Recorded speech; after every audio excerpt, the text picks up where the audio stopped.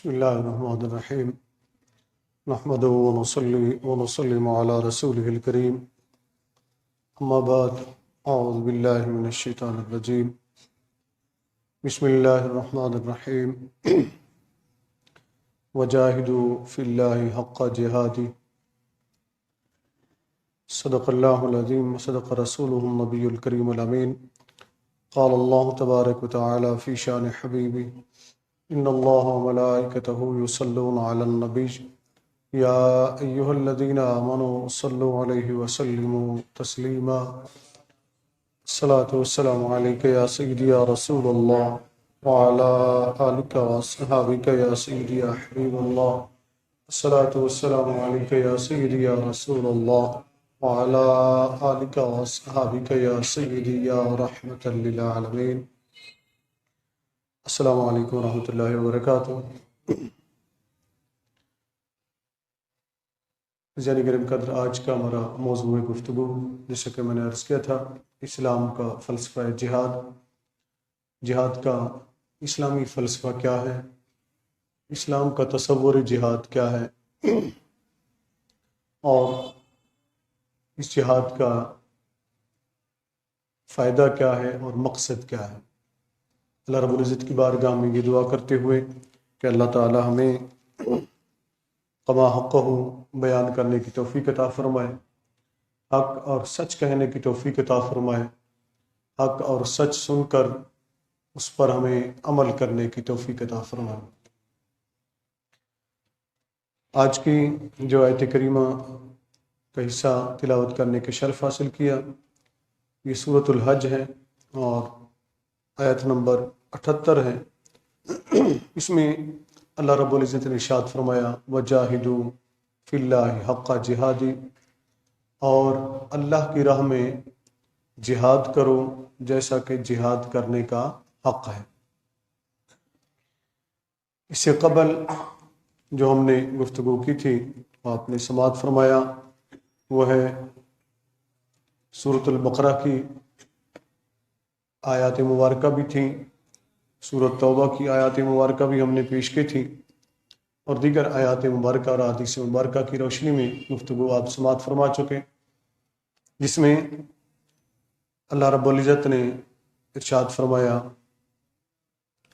وقاتلوا فی سبیل اللہ، اور اللہ کی راہ میں قتال کرو، الذین یقاتلونکم، ان کے ساتھ جو تم سے قتال کرتے ہیں، یعنی اللہ کی راہ میں لڑو ان کے ساتھ جو تم سے لڑتے ہیں، ولا تعتدوا، اور زیادتی نہ کرو، ان اللہ لا يحب المعتدین، اور بے شک اللہ تعالی زیادتی کرنے والوں کو پسند نہیں فرماتا۔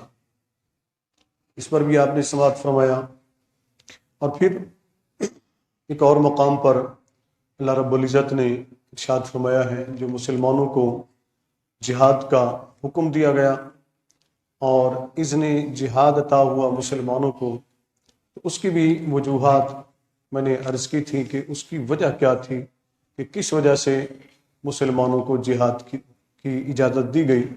کہ آپ نے سماعت کیا تھا کہ 13 سال تک مسلمان مسلسل ظلم ستم سہتے رہے ان لوگوں کا کہ جو اسلام کے خلاف تھے، اسلام کے خلاف تھے، اسلام کو اور مسلمانوں کو مٹا دینا چاہتے تھے۔ تو اس وقت رب کریم نے ارشاد فرمایا اذن للجہاد، تو اللہ تعالیٰ نے پھر جہاد کا حکم دیا، اجازت دی۔ اب پہلی آیت پر اگر ہم آئیں، اور ساتھ ساتھ میں نے یہ بھی عرض کر دیا تھا کہ جہاد اور فساد میں فرق ہوتا ہے۔ آج کی گفتگو میں ہم نے یہی بتانا ہے کہ اسلام کا فلسفہ جہاد کیا ہے، اس کے مقاصد کیا ہیں۔ مستشرقین، اسلام مخالف قوتیں جو جہاد کو بدنام کرنا چاہتی ہیں، وہ اس کو عمومی طور پر دہشت گردی کے ساتھ شامل کر دیتی ہیں، جبکہ اسلامی جہاد جو ہے وہ تو خود دہشت گردی کے خلاف ہے۔ دہشت گردی کے خلاف، فتنہ و فساد کے خلاف لڑنا، اس کے خلاف کوشش کرنا، یہ جہاد کہلاتا ہے۔ فتنہ فساد پھیلانا، دہشت گردی پھیلانا، یہ جہاد نہیں کہلاتا ہے۔ آگے کی جو آیت ہے اس میں آپ دیکھیں تو رب تبارک و تعالیٰ نے ارشاد فرمایا وَاقْتُلُوهُمْ حَيْثُ ثَقِفْتُمُوهُمْ، اور انہیں قتل کرو جہاں تم انہیں پاؤ۔ یہ اب کن لوگوں کا ذکر ہے یہ بھی میں تھوڑا سا وضاحت کر دوں گا، کیونکہ عمومی طور پر انہی آیات کو لے کر مغالطے پھیلائے جاتے ہیں اور اسلام کے خلاف زہر اگلا جاتا ہے، حقیقت کو بیان نہیں کیا جاتا۔ وَأَخْرِجُوهُمْ مِنْ حَيْثُ أَخْرَجُوكُمْ، اور وہ لوگ جنہوں نے تمہیں نکالا تھا۔ یہ اب بیک گراؤنڈ دیکھیے گا کہ اللہ تعالیٰ نے کیا آسان انداز میں بیان فرمایا کہ وہ جنہوں نے تمہیں نکالا تھا تم بھی انہیں نکال دو۔ اب آگے کی آیت اس کی وضاحت فرما رہی ہے، آگے کا حصہ جو ہے اس آیت کا فرمایا وَالْفِتْنَةُ أَشَدُّ مِنَ الْقَتْلِ، اور فتنہ قتل سے زیادہ شدید ہے، زیادہ سخت ہے، زیادہ برا ہے۔ یہ وہ لوگ تھے جو 13 سال تک مسلمانوں کو ستاتے رہے، پرامن مسلمانوں کو، جو صرف ایک بات کر رہے تھے، جو ان کی نبی یعنی ہمارے نبی صلی اللہ علیہ وآلہ وسلم ایک ہی پیغام دے رہے تھے کہ لوگوں اللہ ایک ہے، اللہ ایک ہے، اس ایک اللہ کی عبادت کرو، وہ وحدہ لا شریک ہے، اس کا کوئی شریک نہیں ہے۔ اس کے علاوہ کسی سے لڑائی بھی نہیں کر رہے تھے، کسی کو قتل بھی نہیں کر رہے تھے، کسی کے ساتھ زیادتی بھی نہیں کر رہے تھے۔ اور یہ آپ سماعت فرما چکے، کچھ حصہ میں نے عرض کیا کہ مسلمانوں کے ساتھ کیا ہو رہا تھا۔ حیران کن بات یہ ہے کہ اعتراض کرنے والے مسلمانوں کے اس قدم کو تو بیان کرتے ہیں جو مسلمانوں نے پلٹ کر انہیں جواب دیا، لیکن جو ستم انہوں نے کیے اس کو بیان نہیں کرتے ہیں، اس کو بیان نہیں کرتے ہیں، بالکل بے عینی ہی۔ جس طرح ابھی آپ دیکھیں یہاں بینر لگا ہوا ہے کہ فلسطین کے نہتے مسلمانوں پر ظلم و بربریت اور پر عالمی ضمیر اندھا اور بہرا کیوں، یہ آپ نے دیکھا لگا ہوا ہے نا۔ اسی طرح دیگر جگہوں پر بھی لگے ہوئے ہیں۔ تو یہ عالمی ضمیر جو ہوتے ہیں نا، یہ آج سے بہرے نہیں ہیں، آج سے اندھے نہیں ہیں۔ جو بنتے ہیں نا عالمی ضمیر، جو بنتے ہیں بڑے، جو بنتے ہیں ٹھیکیدار امن کے، یہ شروع سے ہی بہرے اور اندھے چلے آ رہے ہیں، شروع سے ہی بہرے اندھے چلے آ رہے ہیں۔ اب اس کا حل کیا ہوگا میں آپ کو بتاتا ہوں تھوڑا سا، تاکہ بات سمجھ میں آ جائے۔ اب وہ 13 سال تک ظلم کرتے رہے، کیا ظلم تھا پہلے تھوڑا سا وہ سن لیں، پھر فلسطین کا بھی ہم نے ذکر کیا تھا، ساتھ ساتھ اس کا بھی تذکرہ ہو جائے۔ اب اس کی ایک مثال میں آپ کو ان میں سے ایک بات سامنے لانا چاہتا ہوں۔ مثلا حضرت خباب رضی اللہ تعالیٰ عنہ، یہ نبی کریم صلی اللہ علیہ وسلم کی صحابی ہیں اور بڑے جلیل القدر صحابی ہیں۔ دور خلافت ہے سیدنا امیر المومنین فاروق اعظم رضی اللہ تعالیٰ عنہ کا۔ یہ ایک جگہ بیٹھے ہوئے حضرت خباب رضی اللہ تعالیٰ عنہ غسل کر رہے تھے، فاروق اعظم رضی اللہ تعالیٰ عنہ وہاں سے گزرے، یعنی تہبند انہوں نے باندھا ہوا تھا، غسل کر رہے تھے، پشت ننگی تھی، تو اس پر نا زخموں کے نشان تھے سفید سفید۔ جب فاروق اعظم رضی اللہ تعالیٰ نے غور سے اس طرح ان کو دیکھا تو رک گئے، کسی کام کے لیے جا رہے تھے تو رک گئے اور ان کے قریب گئے اور قریب جا کر پوچھا کہ اے خباب، یہ بتاؤ کہ یہ تمہاری پشت پر نشان کیسے ہیں، تمہاری پشت پر نشان کیسے ہیں، اتنے زیادہ نشان؟ تو حضرت خباب رضی اللہ تعالیٰ اٹھ کر کھڑے ہو گئے، کپڑا سنبھالا اور آنکھوں میں آنسو آ گئے، کہنے لگے امیر المومنین، یہ اس وقت کی بات ہے جب آپ بھی ننگی تلوار لیے مسلمانوں کے خلاف کھڑے ہوئے تھے، یعنی ابتدائی اسلام کی بات وہ بتا رہے ہیں۔ مجھے کفار نے پکڑا اور مجھے آگ کے دہکتے انگاروں پر مجھے لٹا دیا اور میری چربی پگھلتی رہی، ان دہکتے انگاروں پر گرتی رہی اور وہ بجھ گئے، وہ پھر جلا دیتے، پھر مجھے اس کے اوپر لٹاتے اور مجھے ایک ہی بات کہتے کہ محمد کا دامن چھوڑ دو، اسلام کا نام لینا چھوڑ دو، تب ہم تمہیں معاف کر دیں گے، تب ہم تمہیں معاف کر دیں گے۔ کفر کا نظریہ ظلم، یہ آپ ساتھ ساتھ یہ بھی سمجھیں، اس دور کے اندر بھی وہ نظریہ ان کا نہیں بدلا، سوچ ان کی نہیں بدلی ہے، کفر کی طریقے بدل گئے، ظلم بربریت کے طریقے وہی ہیں۔ وہ چاہے مسلمانوں کے لباس میں آ جائیں، چاہے غیر مسلموں کے لباس میں آ جائیں۔ میں آگے آپ کو سمجھاتا ہوں کہ اسلام کا فلسفہ جہاد ہے، اسلام کی جو جہاد کا حکم ہے، وہ صرف مسلمانوں کے تحفظ کے لیے نہیں ہے، وہ تو غیر مسلموں کے بھی تحفظ کے لیے ہے، اقلیتوں کے بھی تحفظ کے لیے ہے، سب کے تحفظ کے لیے ہے۔ پہلے اس کو سمجھے تو صحیح نہ کوئی کہ اسلام کا فلسفہ جہاد ہے کیا۔ اب ذرا غور کیجئے گا کہ بات ایک تھی کہ یہ کہہ دو کہ میں اللہ کو نہیں مانتا، محمد سے میرا کوئی تعلق نہیں، تب تجھے چھوڑ دیں گے، تب تجھے چھوڑ دیں گے۔ اب یہ میں نہیں کہتا ہوں کہ آج کے دور کے اوپر اسے منطبق کر لیں، آج کے دور کو دیکھ لیں، کیا یہ وہی ظلم کا سلسلہ نہیں ہے جو وہاں سے چلا تھا اور آج تک چلتا جا رہا ہے؟ اور ظلم کی طاقتیں جو ہیں ہمیشہ اسی طرح کے مظالم کرتی ہیں، اور اہل حق جو ہوتے ہیں، جو حق پر کھڑے رہنے والے، وہ ہمیشہ ظلم کو برداشت کرتے ہیں، سہتے ہیں، لیکن جب پلٹ کر وہ وار کرتے ہیں تو پھر یہ واویلا کرتے ہیں، لو جی انہوں نے دہشت گردی کر دی، لو جی انہوں نے فتنہ پھیلا دیا ہے، لو جی انہوں نے ظلم کر دیا ہے۔ بھائی جو تم ظلم کر رہے تھے وہ دہشت گردی نہیں تھی، وہ فتنہ نہیں تھا، وہ زیادتی نہیں تھی، وہ ظلم نہیں تھا۔ اب ذرا دیکھیں کہ کس طریقے سے آگ کے دہتے انگاروں پر لٹایا ہوا ہے اور کہا یہ جا رہا ہے جرم کیا ہے۔ کسی کی چوری نہیں کی، ڈاکہ نہیں ڈالا ہے، کسی کو مارا نہیں ہے، کسی کی گردن زدنی نہیں کی ہے، کسی کے بازو نہیں کاٹے ہیں، کسی کی انگلی تک نہیں کاٹی ہے۔ جرم صرف یہ ہے کہ تم لا الہ الا اللہ کیوں کہتے ہو، تو محمد صلی اللہ علیہ وسلم کو اللہ کا رسول کیوں مانتے ہو۔ اے امیر المومنین، یہ اس وقت کے نشان ہے جب تک مجھے ہوش رہا تب تک میں کہتا رہا کہ میں محمد کا دامن نہیں چھوڑ سکتا، میں اللہ کو وحدہ لا شریک کہنا نہیں چھوڑ سکتا۔ یہ اس وقت کے نشان ہے۔ سیدنا خباب رضی اللہ تعالیٰ فرماتے ہیں میں نے دیکھا کہ امیر المومنین کی آنکھوں سے مسلسل آنسو رواں تھے، رو رہے تھے، اور روتے ہوئے آگے بڑھے اور آگے بڑھ کر میری پشت کو چومنے لگ گئے اور کہنے لگے کتنا مقدس پشت ہے یہ، کتنا مقدس نشان ہے یہ جو پیغمبر اسلام اور اللہ کی وحدانیت کی محبت میں پڑے ہیں۔ وہ ان کو چومنے لگے، ان کے لیے آنسو بہانے لگے۔ اور آج ہماری گردنیں کٹ رہی ہیں، ہماری بہنوں کی عزتیں تاتار ہو رہی ہیں، ہماری بیٹیوں کی ردائیں چھینی جا رہی ہیں، ہمارے بچوں کو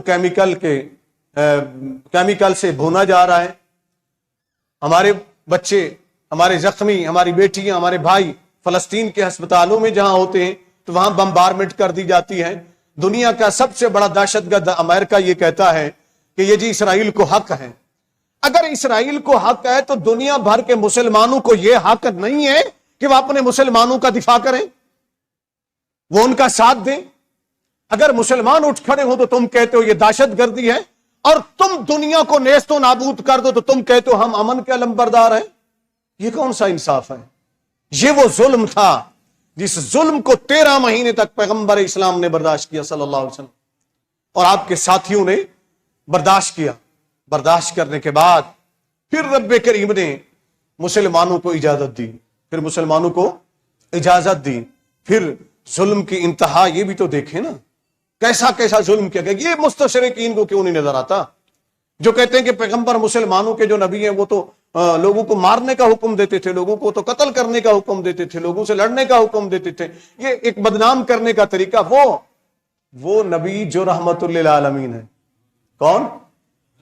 جنہیں اللہ نے فرمایا وما ارسلناک الا رحمت للعالمین، اور اس رب کا پیغام لے کر آئے ہیں جو رب رحمان بھی ہے رحیم بھی ہے، جو رب رحمان بھی ہے رحیم بھی ہے۔ اور اسی رب کے متعلق اس رحمت للعالمین علیہ الصلوۃ والسلام نے بتایا کہ میرا رب عز و جل اپنے بندوں سے 70 ماؤں سے بھی زیادہ محبت فرماتا ہے، 70 ماؤں سے بھی زیادہ محبت فرماتا ہے۔ جس رب کا پیغام آیا وہ رحیم رحمان، جس رب کا پیغام لے کر آئے وہ رحیم، جس رب کا پیغام نبی کریم صلی اللہ علیہ وسلم لائے وہ رب رؤوف، وہ رب کریم، وہ رب مہربان، نہایت رحم فرمانے والا، اور جو نبی پیغام لے کر آئے وہ رحمت للعالمین، اور جو دین لائے وہ دین رحمت، وہ دین رحمت، اور جو کتاب مقدس لائے وہ کتاب رحمت، وہ کتاب رحمت، انسانیت کے لیے نصیحت، انسانیت کے لیے ہدایت۔ اس پیغمبر اسلام پر اور مسلمانوں پر دہشت گرد ہونے کا الزام لگاتے ہو، تمہیں شرم نہیں آتی؟ تمہیں شرم نہیں آتی؟ یہ دہشت گرد جو پیدا کرتے ہو نا، یہ تمہارے پیدا کردے ہیں، مسلمانوں کے پیدا کردہ نہیں ہے۔ اگر آپ دیکھیں ان مسلم مجاہدین کو چھوڑ کر جو حقیقت میں جہاد کرتے ہیں، ان کو چھوڑ کر میرا سوال یہ ہے دنیا سے کہ داعش کو کس نے پیدا کیا ہے؟ میرا سوال یہ ہے ٹی ٹی پی کو کس نے پیدا کیا ہے؟ میرا سوال یہ ہے کہ اسامہ بن لادن کی پرورش کس نے کی تھی؟ میرا سوال یہ ہے کہ آج بھی اسامہ بن لادن کے اثاثے کس ملک کے اندر ہیں؟ اور کون اس کی نسل کو سپورٹ کر رہا ہے؟ کون داعش کو سپورٹ کر رہا ہے؟ کون خارجیوں کو سپورٹ کر رہا ہے؟ کون دہشت گردوں کو سپورٹ کر رہا ہے؟ تو ایک ہی جواب ملتا ہے، وہ ہے امریکہ اور اس کی CIA۔ ایک ہی جواب ملتا ہے، اس کے پیچھے وہی کھڑی ہوئی ہے۔ آگے مہرے بھی تم بھیجتے ہو اسلام کے لبادے کے اندر، مسلمانوں کو بدنام کرنے کی کوشش کرتے ہو۔ اسلامی جہاد یہ نہیں ہے۔ اسلامی جہاد اسلامی جہاد کیا؟ پہلے تھوڑا سا اس کے متعلق سن لیں۔ اسلام، اس کا میں خلاصہ پیش کر دوں، جتنے بھی ائمہ کرام نے، اگر میں ایک ایک کی بات بتاؤں گا تو بات بڑی لمبی ہو جائے گی، تو اس میں سب کا خلاصہ اصطلاحی اور لغوی لحاظ سے دونوں اصطلاحی اور لغوی لحاظ سے دونوں لحاظ سے میں عرض کر دیتا ہوں۔ جہاد جود سے نکلا ہے۔ کس سے نکلا ہے؟ جود سے نکلا ہے۔ جود کہتے ہیں کوشش کرنے کو۔ کس کو؟ کوشش کرنے کو۔ پہلے اس کو سمجھ لیں نا۔ اب جہاد جود سے نکلا، اس کو کہتے ہیں کوشش کرنے کو۔ اب اسلام کے لیے، اسلام کی سربلندی کے لیے، اللہ کے نام کی بلندی کے لیے، پیغمبر اسلام صلی اللہ علیہ وسلم کی پیغام کی سربلندی کے لیے، اس کو دنیا بھر میں پہنچانے کے لیے، اور اس کے لیے، اس کے غلبے کے لیے آپ جتنے کوشش کرتے ہیں، اب اس میں کتنے کوششیں آ جاتی ہیں؟ نمبر 1 علمی کوشش، علم کے لحاظ سے آپ پہنچائیں اس بات کو آگے۔ نمبر 2 زبان کے ذریعے آپ پہنچائیں، یعنی تقریر و بیان کے ذریعے آپ آگے پہنچائیں۔ آپ مال کے ذریعے کوشش کریں، آپ کو اگر اللہ نے مال دیا ہے اس مال کے ذریعے کوشش کریں کہ اللہ کا دین غالب آ جائے، اللہ کے دین دنیا تک ان کا پیغام پہنچ جائے۔ پھر اگر آپ کو اللہ نے افرادی قوت دی ہے تو اس کو ساتھ شامل کریں اور لوگوں کو جا جا کر ملیں اور دین کے بارے میں سمجھائیں۔ جب دین کا پیغام آپ لوگوں تک پہنچائیں گے تو یہ کوشش، یعنی اپنی آخری حد تک کوشش کرنا، اپنا سب کچھ آخری حد تک داؤ پر لگا دینا اسلام کے غلبے کے لیے، یہ جہاد کہلاتا ہے۔ کیا کہلاتا ہے؟ اونچی بولے نا، یہ جہاد کہلاتا ہے۔ اب دشمن سے لڑنا یہ تو بات کی بات ہے نا، یہ تو آخری اسٹیج ہے نا، کہ جب تنگ آ گئے، کوئی بھی سمجھ نہیں رہا تمہاری بات کو، پھر تنگ آمد بجنگ آمد، بڑی مشہور بات ہے۔ پھر اس کے بعد یہ کوشش کی جاتی ہے۔ اب اگر پہلے مرحلوں کو دیکھیں تو کیا دنیا کا کوئی مذہب، میرا سوال یہ ہے، کیا عیسائی خاموش ہو کر بیٹھے ہوئے ہیں؟ بولے تو صحیح نا۔ کیا یہودی خاموش ہو کر بیٹھے ہوئے ہیں؟ کیا ہندو خاموش ہو کر بیٹھے ہوئے ہیں؟ دنیا کے 3 بڑے مذاہب جو آسمانی کتابوں کو مانتے ہیں، میں ان کی بات کر دیتا ہوں نا، باقی تو بات کی باتیں ہیں نا۔ اب میں یہ پوچھتا ہوں کہ یہ جو مذاہب ہیں وہ اپنی جدوجہد کر رہے ہیں، دن رات لگے ہوئے ہیں، ہر طریقے سے۔ اگر وہی طریقے مسلمان اپنا لیتا ہے تو پھر مسلمان دہشت گرد کیسے ہو گیا؟ سوال تو یہ ہے نا، پھر مسلمان کیسے دہشت گرد ہو گیا؟ جہاد تو یہ ہے نا، اسلام کا جہاد تو یہ ہے، اسلام کا جہاد کا تصور یہ ہے۔ اور دوسرا پہلو ہے اس کا فلسفہ جہاد۔ اب آگے چلیں، یہ کس کس کے لیے فائدہ مند ہے؟ اسلام کا جہاد یہ ہے کہ ظلم کے خلاف آواز کو بلند کرنا، ظلم کے خلاف آواز کو بلند کرنا، یہ سب سے بڑا جہاد ہے۔ ظالم جابر حاکم کے سامنے حق کی بات بیان کرنا، نبی کریم صلی اللہ علیہ وسلم نے فرمایا یہ جہاد اکبر ہے۔ کیا ہے؟ جہاد اکبر، یہ سب سے بڑا جہاد ہے۔ مظلوم کے حق میں کھڑے ہو جانا، مظلوم کے حق میں بڑی مزے کی بات یہاں بتا رہا ہوں آپ کو، مظلوم کے حق میں کھڑے ہو جانا، مظلوم مسلم ہے یا غیر مسلم، اسلام اس کی تفریق نہیں کرتا۔ اسلام یہ کہتا ہے کہ ظلم جس پر ہو رہا ہے وہ مسلمان ہے، وہ غیر مسلم ہے، وہ یہودی ہے، وہ عیسائی ہے، وہ ہندو ہے، وہ زرتشت ہے، وہ کوئی بھی ہے، اگر اس پر ظلم ہو رہا ہے تو پھر اسلام ظالم کے ساتھ کھڑا نہیں ہوگا۔ اسلام کا جہاد یہ ہے کہ اسلام کا جہاد، اسلام کا مجاہد مظلوم کے ساتھ کھڑا ہو جائے گا۔ اب اس کی زندہ مثال میں آپ کو 3 باتیں آپ کے سامنے رکھتا ہوں، کیونکہ اسلام کو بدنام کیا جاتا ہے اور ہمارے نوجوانوں کو گمراہ کرنے کی کوشش کی جا رہی ہے اور ان کے ذہنوں میں تشکیک یعنی کہ شکوک و شبہات پیدا کرنے کی کوشش کی جاتی ہے۔ دیکھو جی، اسلام تو دہشت گردی کا درس، اسلام تو قتل و غارت کا درس دیتا ہے، اسلام کہیں بھی قتل و غارت کا درس نہیں دیتا ہے۔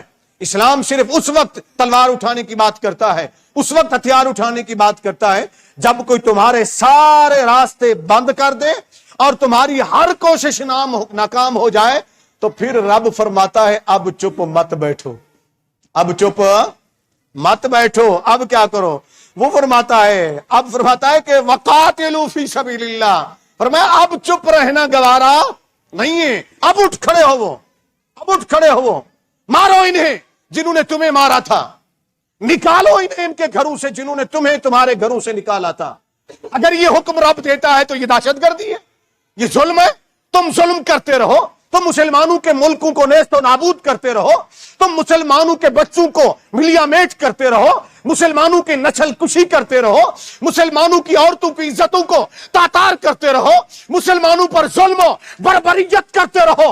تم کہو کہ ہم امن کے داعی ہیں، تم کہو کہ ہم دنیا میں جمہوریت پھیلانا چاہتے ہیں، اور اگر مسلمان اٹھ کر کھڑا ہو جائے تنگ ہو کر کہ بس اب بہت ہو گیا، تم نے بہت مار لیا ہمارے بچوں کو، تم نے بہت مار لیا ہماری بیٹیوں کو، ہماری ماؤں کو، ہماری بہنوں کو، ہمارے جوانوں کو، ہمارے بزرگوں کو، اب مارو گے تو ماریں گے، اب لڑو گے تو لڑیں گے، اب نکالو گے تو نکالیں گے تمہیں جنہوں نے ہماری دھرتی پر قبضہ کیا تھا۔ تو پھر یہ ظلم کون کر رہا ہے؟ بتاؤ تو صحیح نا۔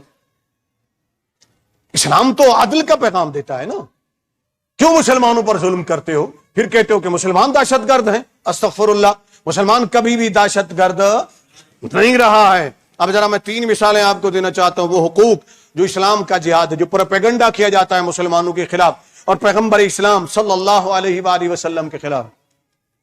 نبی کریم صلی اللہ علیہ وآلہ وسلم کے پاس ایک مقدمہ آیا، 3 مقدمے میں رکھتا ہوں آپ کے سامنے، 3 جلیل القدر شخصیات کے سامنے آئے اسلام کی، اس سے آپ کو واضح اندازہ ہو جائے گا۔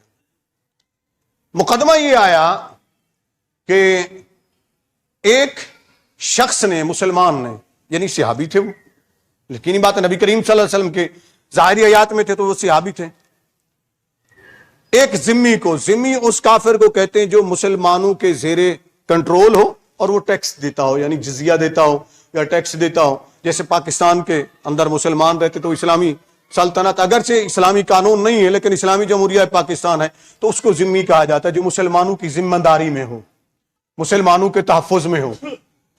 تو وہ رہ رہے تھے، ان میں شاید کوئی بات ہوئی ہوگی یا کوئی اختلاف ہوا ہوگا، اس مسلمان نے اس ذمی کو قتل کر دیا، ذمی کو قتل کر دیا۔ اب اس کے ورثاء جو ہیں وہ مقدمہ لے کر رحمت للعالمین صلی اللہ علیہ وسلم کی بارگاہ میں ہیں، نبی کریم صلی اللہ علیہ وآلہ وسلم کی بارگاہ میں ہیں۔ جب آقا علیہ الصلوۃ والسلام کی بارگاہ میں آئے، الدرایا فی تخریج احادیث النہایہ، اس کے اندر یہ موجود ہے، تو فی تخریج احادیث البدایہ، تو آپ دیکھیں فی تخریج احادیث الہدایہ، اس کے اندر یہ موجود ہے، اور آپ اس کو غور سے سنیے گا، آپ کو بات ساری سمجھ میں آ جائے گی۔ اب ہوا کیا، اس سے اصول نکالا فقہاء کرام نے کہ ذمی کے حقوق کیا ہے، اس پر بحث کرتے ہوئے یہ حدیث لکھی کہ نبی کریم صلی اللہ علیہ وسلم کے پاس جب یہ مقدمہ آیا تو آقا کریم علیہ الصلوۃ والسلام نے فریقین کی گفتگو سنی، یعنی ذمی کافر کی بھی اور مسلمان کی بھی، دونوں کی گفتگو سننے کے بعد رسول اللہ صلی اللہ علیہ وسلم نے فیصلہ ذمی کے ورثاء کے حق میں دے دیا۔ کس کے حق میں دے دیا؟ اونچی بولے نا، ذمی کافر کے حق میں وہ فیصلہ دے دیا، وہ فیصلہ دے دیا۔ آج کتنے سال ہو گئے پاکستان کی ایک بیٹی ڈاکٹر عافیہ صدیقی امریکہ کے قبضے میں ہے، آپ کے پاکستان کی حکومت نے بیچا، خود پکڑ کے دیا۔ اب میں یہ نہیں کہوں گا کہ پاکستانی حکمران کس کے غلام ہوتے ہیں، اب میں کہوں گا تو پھر ہمیں بھی کوئی اٹھانے آ جائے گا بھی تمہیں کیسے ضرورت ہوئی حق بات کرنے کی۔ یہاں تو حق بات کرنا بھی جرم بنا دیا گیا ہے نا پاکستان کے اندر، یہاں تو سچ بولنا بھی جرم بنا دیا گیا ہے نا پاکستان کے اندر، یہاں تو پاکستان کی ساری قوم کو غلام بنا دیا گیا ہے نا چند لوگوں کا، کہ جو وہ کہیں گے وہی کہو گے تو ٹھیک ہے، ورنہ تم بھی جیل کے اندر جاؤ گے۔ کہیں ہمیں بھی اٹھانے کے لیے نہیں، اٹھا لو۔ میں تو عرصے سے کہہ رہا ہوں یار پھانسی دے دو پوری قوم کو، ایٹم بم مار دو اس پوری قوم کے اوپر، مر جائے یہ قوم، ایک بار مار دو۔ بار بار کیوں مارتے ہو؟ چھپ کر کیوں مارتے ہو؟ سامنے آ کر مار دو ان کو، اس قوم کو تباہ کر دو، اس قوم کو جینے کا کوئی حق نہیں ہے۔ ڈاکٹر عافیہ صدیقی آج تک امریکہ کی قید میں ہے، کیا اس کو انصاف ملا وہاں سے؟ بڑے انصاف کے علمبردار بنتے ہیں امریکہ کے جج، بڑے انصاف کے علمبردار بنتے ہیں۔ کیا کسی نے پوچھا کہ اس کو کیوں اٹھایا تم نے؟ اس کا جرم کیا تھا؟ کیوں سزا دے رہے ہو اسے؟ مسلمانوں کی ایک بیٹی جس کی ساری زندگی وہاں تباہ ہو گئی، کتنے سال ہو گئے کوئی بتا سکتا ہے؟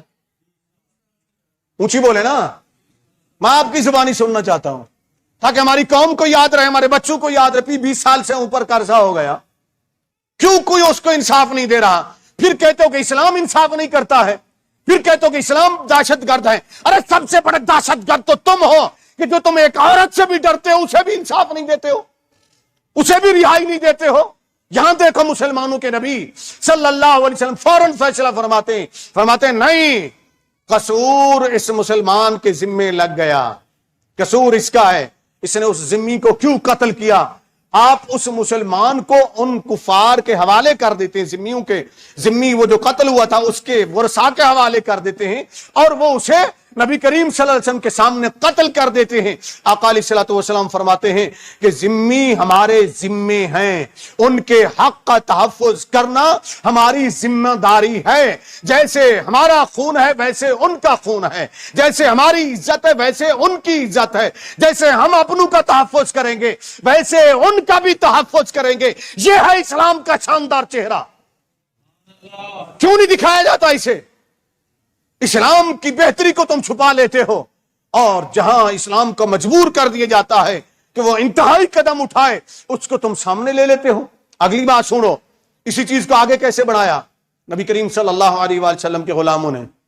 اسی الدرایا فی تخریج احادیث الہدایہ کے اندر سیدنا فاروق اعظم رضی اللہ عنہ کے دور کا ایک واقعہ لکھا، ان کے حوالے سے بھی میں عرض کر دوں نا، ان کے دور کا ایک واقعہ لکھا۔ سیدنا فاروق اعظم رضی اللہ عنہ کے پاس ایک مقدمہ آیا، وہ مقدمہ کیا تھا؟ اسی طرح کا مقدمہ تھا کہ ذمی یوں کہ خاندان میں سے کسی کو ایک مسلمان نے قتل کر دیا، جوش میں آ کر کوئی بات ہوئی ہوگی، کوئی بحث ہوئی ہوگی، بیک گراؤنڈ میں ہم نہیں جاتے، ہم مقدمے کی طرف آتے ہیں۔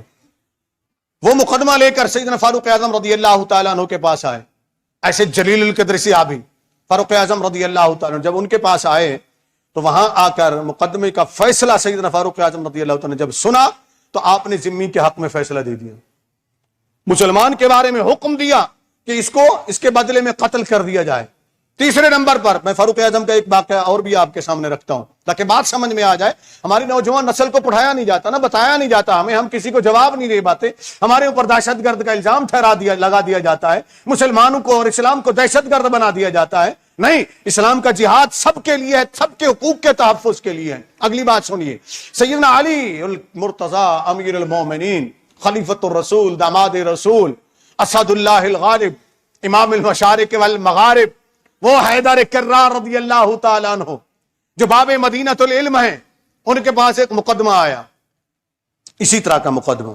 تھوڑا سا فرق اس میں یہ ہے کہ مقدمہ آیا، آپ نے فیصلہ کر دیا ذمی کے حق میں، یعنی اس کافر کے حق میں۔ اب تینوں فیصلے آپ دیکھ رہے ہیں کہ کافر کے حق میں ہو رہے، مسلمان کے حق میں، کس عدالت میں ہو رہے؟ عدالت مصطفیٰ میں، عدالت فاروق اعظم میں، عدالت علی المرتضیٰ میں صلی اللہ علیہ وسلم رضی اللہ تعالیٰ عنہ۔ اب سیدنا علی المرتضیٰ ذمی کے حق میں فیصلہ دے دیتے ہیں۔ اب وہ کیا کہتے ہیں آگے سے؟ وہ ذمی کہتے ہیں اے امیر المومنین، حضرت علی کرم اللہ وجہہ، امیر المومنین، ہم اگر اس کو قتل کر دیں مسلمان کو اس کو قتل کر دینے سے ہمارا مقتول واپس تو نہیں آ جائے گا، لہذا ہم اسے معاف کرتے ہیں، ہم نے اس سے دیت لے لی ہے، یعنی جو دیت بنتی ہے شرعی لحاظ سے برابر دیت، ویسے مسلمان کی ویسے اس ذمی کی بھی برابر دیت ہوگی، یہ بات ذہن میں رکھ لیں۔ اب جب یہ بات ہوئی تو سیدنا علی المرضی رضی اللہ تعالیٰ نے فرمایا کہ نہیں، میں تمہاری اس بات سے مطمئن نہیں ہوں، ہو سکتا ہے کہ تم پر دباؤ ہو سکتا ہے تم پر دباؤ ہو، اس کے تحت تم صلح کر رہے ہو۔ کبھی ہمارے قاضی پوچھتے ہیں کسی سے، مدعی بیچارے سے، کہ یار تم یہ جو بیان بدل رہے ہو، بیان جو بدل رہے ہو کسی کا دباؤ تو نہیں ہے نا؟ پوچھتے ہیں ہمارے جج تو یہ کہہ دیتے ہیں جناب جب یہ نیب یہ کہہ رہا ہے، فلانا یہ کہہ رہا ہے، تو ہم کیسے فیصلہ کریں؟ اور تم کس چیز کے جج ہو؟ تم نے بھنگ پی ہوئی ہے، کس بات کا عدل کرتے ہو؟ کس بات کا حلف اٹھاتے ہو؟ یوں پوچھو نا۔ مولا کائنات حضرت علی کرم اللہ وجہہ کی طرح تحقیق کی آپ نے، باقاعدہ ان کے ورثاء کو تنہائی میں لے جا کر آپ خود ملے، فرمایا سنو، تمہیں کوئی بھی دباؤ ہو تو مجھے بتاؤ، علی تمہارے ساتھ کھڑا ہوگا۔ کون؟ جب منصف مظلوم کے ساتھ کھڑا ہو جائے تو پھر ملزوم بھی طاقتور ہو جاتا ہے، پھر ملزوم بھی بیچارہ دبتا نہیں ہے، وہ ڈٹ کر بات کرتا ہے۔ لیکن جب منصف ہی ظالم کے ساتھ مل جائیں، بولے تو صحیح نا، جب منصف ہی ظالم کے ساتھ مل جائیں تو پھر انصاف کیسا ہوگا؟ پھر تو مظلوم دب جائے گا نا۔ اور یہی نظام آپ کے پاکستان میں چل رہا ہے، آپ کے پاکستان میں چل رہا ہے، یہاں انصاف کا سسٹم ہے ہی نہیں۔ انصاف تو دفن ہو چکا نا پاکستان کے اندر، آئین تو دفن ہو چکا نا پاکستان کے اندر نا، عدل تو دفن ہو چکا نا پاکستان کے اندر نا، یہاں صرف ظلم کا نظام ہے پاکستان کے اندر۔ اگر عدل کا نظام ہوتا تو عادل اٹھتے، قاضی اٹھتے، جج اٹھتے، مظلوموں کے ساتھ کھڑے ہوتے، پوچھتے کہ تمہارے اوپر یہ ظلم کیوں ہو رہا ہے، کس کس کا دباؤ ہے تمہارے اوپر۔ پوچھا مولا کائنات حضرت علی کرم اللہ وجہہ الکریم نے اکیلے میں جا کر، فرمایا بتاؤ تمہارے ساتھ کوئی زیادتی تو نہیں ہو رہی، کوئی دباؤ تو نہیں ہے؟ انہوں نے کہا نہیں حضور، نہ تو ہمیں کسی نے دھمکی دی ہے، نہ کوئی دباؤ ہے، ہم نے خود سوچا کہ ہمارا مرنے والا تو مر گیا، اب یہ ہمیں دیت بھی دے رہے ہیں، اگر ہم دیت نہ لیں، ہم کہیں کہ اس کو بھی قتل کر دیا جائے، تو اس کے قتل سے ہمارا مقتول واپس تو نہیں آ جائے گا، لہذا ہم نے دیت لے لی اور ہم نے انہیں معاف کر دیا ہے، ہم نے انہیں معاف کر۔ تب جا کر سیدنا مولا علی رضی اللہ عنہ نے فیصلہ دیا، بیٹھے مسند پر بیٹھے اور فیصلہ دیا، فرمایا میں نے پوری تحقیق کر لی، ذمیوں کے اوپر کوئی دباؤ نہیں ہے، ان کا جو بندہ قتل ہوا تھا میں نے سزا قاتل کو دے دی تھی کہ اس کو سزا ملے گی، یہ مجرم بنتا ہے، لیکن انہوں نے چونکہ تصفیہ کر لیا ہے، انہوں نے کہا کہ ہم دل سے اسے معاف کرتے ہیں، ہم نے دیت لے لی ہے، لہذا اس فیصلے کو ختم کیا جاتا ہے دونوں کی رضامندی سے۔ یہ ہے اسلام کا نظام عدل، نظام انصاف، اور اسلام کا نظام جہاد، فلسفہ جہاد۔ اب ذرا فلسفہ جہاد اسلام کا کیا ہے؟ کیا بعض ان آیات کو لے کر کہ اللہ نے حکم دیا ہے جی جہاں پاؤ انہیں قتل کرو، جسے آگے والی آیت ہے وَاقْتُلُوا حَيْثُ ثَقِفْتُمُوهُمْ، تو اس کا بیک گراؤنڈ میں عرض کر چکا ہوں، دوبارہ بھی میں عرض کر دیتا ہوں۔ اور دوسرا نبی کریم صلی اللہ علیہ وسلم نے فرمایا کہ مجھے اللہ نے جہاد کا حکم دیا، میرے ہاتھ میں تلوار، قیامت تک جہاد جاری رہے گا ہر اس شخص کے ساتھ جب تک وہ لا الہ الا اللہ نہیں کہہ لیتا۔ ان حدیث کو بیان تو کیا جاتا ہے لیکن ان کا بیک گراؤنڈ نہیں بتایا جاتا ہے، ان کی حقیقت کو نہیں بتایا جاتا ہے، اسلام کو بدنام کرنے کے لیے کہا جاتا ہے۔ مطلب یہ ہے کہ جب تک کوئی حق کو قبول نہیں کر لیتا، حق کا نظام قائم نہیں ہو جاتا، تب تک یہ جہاد جاری رہے گا، جہاد جاری رہے گا۔ اب یہ جہاد کیا ہے؟ میں نے آپ کو بتا دیا، اسلام کا فلسفہ جہاد یہ کہ اس کے اندر غیر مسلم کے حقوق کا بھی اسی طرح تحفظ ہوگا جس طرح مسلمان کے حق کا تحفظ ہوگا۔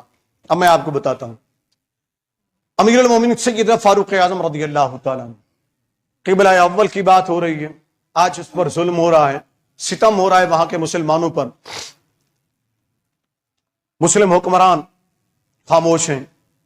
میں تو حیران ہوں کہ بیچ میں کچھ غیر مسلم حکمران جو ہیں وہ جرأت دکھا رہے ہیں، مثلا شمالی کوریا جیسا ملک، اس نے بڑی زبردست اس نے بیان دیا، پاکستان کو جرأت نہیں اس طرح کا زبردست بیان دینے کی۔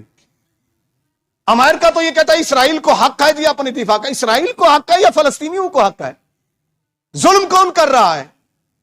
اور دنیا کے درندے تجھے پتا نہیں ہے ظلم کون کر رہا ہے؟ اتنے سال ہو گئے فلسطین کے مسلمانوں پر ظلم ہوتے ہوتے، کیا وہ اب آ کر یہ فیصلہ نہ کرے؟ مرنا تو ہے ہی نا، کل نہیں تو آج صحیح، اب تو انہوں نے فیصلہ کر لیا ہے نا، اب دیکھتے ہیں ہوتا کیا ہے۔ ہماری تو دعائیں یہ ہیں کہ اللہ تعالیٰ فلسطین کے مسلمانوں کی مدد فرمائے، اللہ تعالیٰ انہیں ہمت استقامت عطا فرمائے، جس طرح کا جبر وہ ظلم سہ رہے ہیں۔ سنو، پیغمبر اسلام کو دہشت گردوں کا سربراہ کہنے والے ظالموں، پیغمبر اسلام علیہ الصلوۃ والسلام کے ظاہری حیات مبارکہ کے اندر کتنے غزوات ہوئے میں نے عرض کیا تھا، یاد ہے؟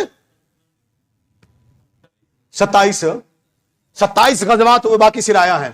27 غزوات ہوئے، نبی کریم صلی اللہ علیہ وسلم بنفس نفسی سے ان میں شامل ہوئے، اور پھر تقریباً 43 کے قریب یا اس سے کچھ کم یا کچھ زیادہ سرایا ہوئے، جن میں صحابہ کرام کو نبی کریم صلی اللہ علیہ وسلم امیر بنا کر بھیجا، من جملہ ان کو ملا کر 70 بنایا گیا، یعنی غزوات بھی اور سرایا بھی ملا کر 70 یا 72 شمار کیا گیا۔ اس 10 سالہ دور کے اندر جانتے ہو ٹوٹل کتنے کافر قتل ہوئے جو مقابلے میں آئے تھے؟ 759۔ کتنے؟ 700، پھر یاد کر لیں تعداد کو، 759 کفار قتل ہوئے، مسلمان بھی شہید ہوئے۔ یہ ہے اسلامی جہاد کی تاریخ، جو پیغمبر اسلام علیہ الصلوۃ والسلام جنہیں تم دہشت گرد بنانا چاہتے ہو، جن کے پیروکاروں کو تم دہشت گرد بنانا چاہتے ہو۔ اور آج کی تاریخ میں پچھلی تاریخوں کو چھوڑ دو، پچھلی تاریخوں کو چھوڑ دو کہ امریکہ نے کیسے بمباریاں کی اور انسانیت کو تباہ و برباد کر دیا، پچھلی تاریخ کو چھوڑ دو کہ ہٹلر نے کیسے دنیا کو تباہ کیا، پچھلی تاریخ کو چھوڑ دو کہ ہلاکو خان نے کیسے دنیا کو تباہ کیا، پچھلی تاریخ کو چھوڑ دو کہ چنگیز خان نے کیسے دنیا کو تباہ کیا۔ اور امریکہ دنیا کے بڑے دہشت گرد، یہ تیرے منہ کا کلنک ہے، مسلم کے منہ کا کلنک ہے، اسلام کے منہ کا کلنک نہیں ہے جو انسانیت کو تباہ کر دو۔ اسلام کی 10 سالہ جہاد کے اندر صرف 759 غیر مسلم قتل ہوئے، وہ بھی جو سامنے آئے تھے لڑنے کے لیے، حملہ کرنے کے لیے۔ تب مسلمانوں کو اللہ نے حکم دیا، اٹھو اب لڑو ان سے جو تم لڑتے ہیں، تم سے جو لڑتے ہیں تم سے۔ 759، اور آج صرف فلسطین کے اندر، صرف فلسطین کے اندر اس پچھلے 1 ماہ سے لے کر اس ماہ تک 15,000 مسلمان شہید کیے جا چکے۔ کتنے؟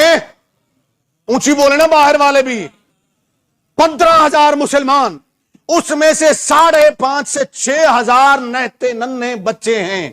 کتنے ننھے بچے ہیں جن کو شہید کر دیا۔ پوچھتا ہوں میں دنیا کی اس اقوام متحدہ سے جو رکھیل ہے امریکہ کی، اس رکھیل سے میں پوچھتا ہوں کہ یہاں تجھے نظر نہیں آتا کہ انسانی حقوق کی پامالی ہو رہی ہے؟ یہاں تمہیں نظر نہیں آتا کہ عورتوں کی عزتوں کو تاتار کیا جا رہا ہے؟ یہاں تمہیں نظر نہیں آتا کہ خون مسلم کو بہایا جا رہا ہے؟ یہاں تمہیں نظر نہیں آتا ہے کہ دہشت گرد کون ہے؟ اگر حماس کے مجاہدین اٹھ کھڑے ہوں، اگر مسلمان ان کی حمایت کے لیے اٹھ کھڑے ہوں، تو تم کہتے ہو یہ دہشت گرد ہیں، اور وہ دہشت گرد نہیں ہیں۔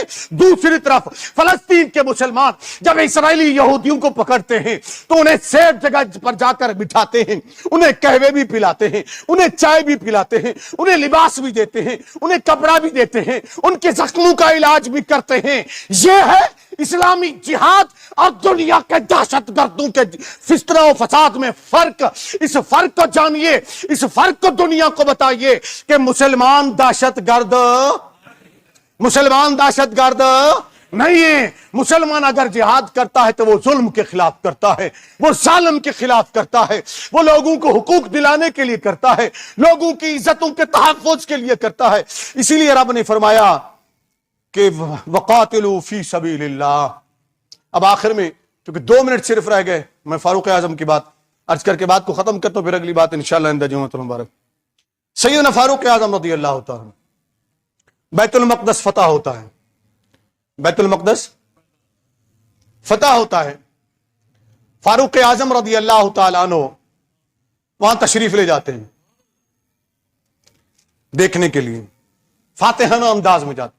ایک فاتح جا رہا ہے، راستے میں جو واقعات ہیں ان کو چھوڑتے، ایک واقعہ صرف اس موضوع سے متعلق۔ جب وہاں پہنچتے ہیں تو وہاں عیسائیوں کا ایک بڑا پادری کہہ لیں، رہنما کہہ لیں، وہ سامنے آتا ہے، وہ وزٹ کرواتا ہے آپ. اس کا نام غالباً یمراک تھا. یمراک وہ فاروق اعظم کو لے کر آگے آگے ساتھ ساتھ جاتا ہے. اب امیر المومنین فاتح کی حیثیت سے ہیں وہاں پر، اپنے سب سے بڑے کلیسا کے اندر، کلیسۃ الکنیا کے اندر لے کر جاتا ہے. فاروق اعظم اس کا وزٹ کرتے ہیں. وزٹ کرنے کے بعد وہاں وہ ایک بات کرتا ہے، نماز کا وقت ہو جاتا ہے. وہ کہتا ہے امیر المومنین آپ فاتح ہیں، نماز کا وقت ہو گیا آپ کا، آپ یہیں پر نماز پڑھ لیں، ہمارے کلیسے کے اندر جماعت کرا دیں، نماز یہیں پر پڑھ لیں. یعنی مسلمان بھی تو ساتھ تھے نا آپ کے. اب یہاں فاتح عالم، دنیا کا عظیم فاتح فاروق اعظم رضی اللہ تعالیٰ عنہ پتہ ہے کیا جواب دیتے ہیں؟ فرمایا سن، بات تیری اچھی ہے، اگر میں نے یہاں نماز پڑھ لی، اگر میں نے یہاں نماز پڑھ لی تو کل کو میرے جانے کے بعد تمہارے لیے مشکلات پیش ہوں گی. مسلمان یہ دعویٰ کریں گے کہ ہمارے امیر المومنین نے یہاں نماز پڑھی تھی، لہذا یہ جگہ ہماری ہے، کہیں تمہیں تکلیف نہ ہو بعد میں. ذرا غور کرو، کہیں تمہیں تکلیف نہ ہو بعد میں، اس لیے میں یہاں نماز نہیں پڑھتا. نماز میں مسجد اقصی میں جا کر پڑھوں گا، میں یہاں نماز نہیں پڑھوں گا. یہاں بھی اقلیت کا تحفظ ہو رہا ہے، غیر مسلم کا تحفظ ہو رہا ہے. فتح ہونے کے باوجود فاتح بن کر وہاں پہنچے تھے. آج مسلمانوں کو یہ حقوق دیے جا رہے ہیں، آج مسلمانوں کے ان حقوق کو تسلیم کیا جا رہا ہے؟ نہیں کیا جا رہا. تو پھر یاد رکھو، تم جتنا بھی بدنام کر لو، نوجوان نسل اٹھے گی تو وہ پوچھے گی، وہی اللہ کا حکم سامنے لائے گی کہ اگر تم ہماری نسل در نسل کشی کرتے رہو گے تو پھر ہم اٹھیں گے رب کے حکم کو لے کر، جو ہمیں ماریں گے تو پھر ہم انہیں ماریں گے. پھر مت کہنا کہ مسلمان دہشت گرد ہیں. اللہ رب العزت کی بارگاہ میں دعا ہے کہ اللہ تعالیٰ میں عمل کی توفیق عطا فرمائے. السلام علیکم.